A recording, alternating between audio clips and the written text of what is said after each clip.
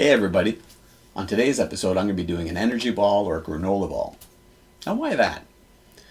Well, I'm sure most of you know outdoorsy people or people who enjoy hiking and what have you. And a friend of mine who's a wilderness photographer contacted me and said, hey, I'm going to be bugging out for a few weeks and I need something that's quick to make, nutritionally dense, no dairy, no eggs. I can throw it in my backpack, get all my calories in there, and whenever I have to shoot something with my camera, I can do it. Always on the go type of person. And I said, sure. And then that got me thinking of an old recipe of granola and also combining it with some basic binding ingredients. And then that will come up with something that's nutritionally dense. You can find most of the ingredients in your pantry or dry goods. Lasts a long time. Quick to do. And I got my inspiration from a man by the name of James Kaleb Jackson, who came up with the cereal called Granula, which we know today is granola. And it stems from the whole holistic movement of stepping away from processed foods and meats and getting back to a more natural lifestyle. So involving, proteins, simple grains. Lots of interesting stuff there.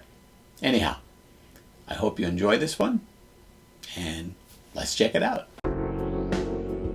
And on today's episode, we're going to do a granola ball or an energy cookie. The first ingredient we're going to need is 80 grams of cornmeal. Now, cornmeal adds fiber, texture, minerals, all kinds of good stuff. Next, we're going to need some walnuts, sesame seeds, oat flakes, dried apricots, apples, and raisins, about 60 grams of each. Now, all these materials add fibers, fats, sugars, carbs, all the vitamins and minerals that you need during the course of a day. So, one or two of these small cookies can really fill you up and provide you all your energy. Now, we're also going to need 125 mils of local honey. This is also a binding agent and a sweetener at the same time. And it's not a processed sugar. I'm also going to add 120 grams of breadcrumbs. I had some stale bread lying around, and I ground it up. It's another binder and a fiber.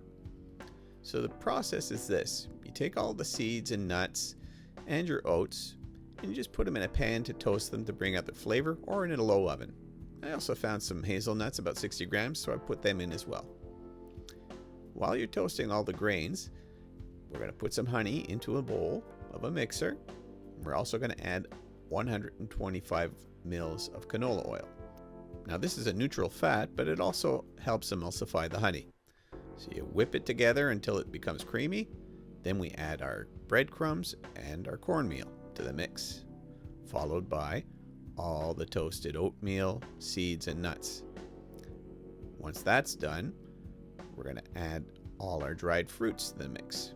Now, we don't toast the fruits because of the sugar content, and that'll scorch and it tastes bitter. Anyhow, everything's in the bowl, and then we start mixing.